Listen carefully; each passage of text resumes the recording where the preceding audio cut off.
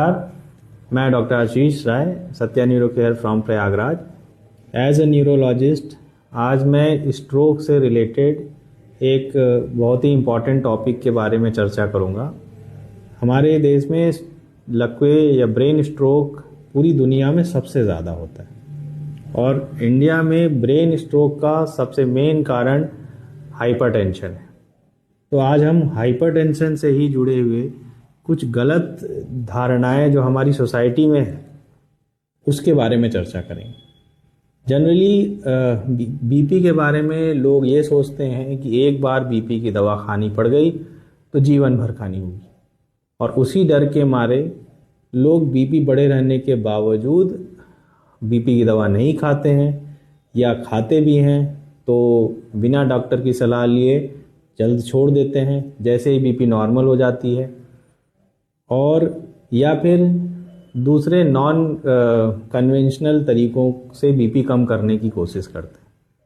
पहले तो मैं ये कहूँगा कि अगर आपकी बीपी बढ़ी हुई है तो ये आपको ब्रेन स्ट्रोक दे सकता है, इसलिए बीपी को कम करें।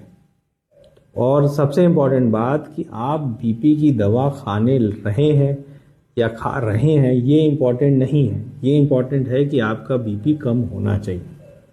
अगर सपोज़ आप बीपी की दवा खाने के बावजूद भी बीपी बढ़ा हुआ है तो उसका कोई मतलब नहीं कि हम तो दवा खा रहे थे। कई मरीज जो हमारे पास आते हैं वो इसलिए आते हैं कि उनका बीपी अचानक से बढ़ जाता है और वो ब्रेन स्ट्रोक लेके आते हैं। और ये ठंड का सीज़न शुरुआत हो रही है और इस समय हर बीपी के मरीज को या हर वो इंसान जिसकी उम्र 50 के ऊपर है अपना बीपी ज़रूर चेक कराएं।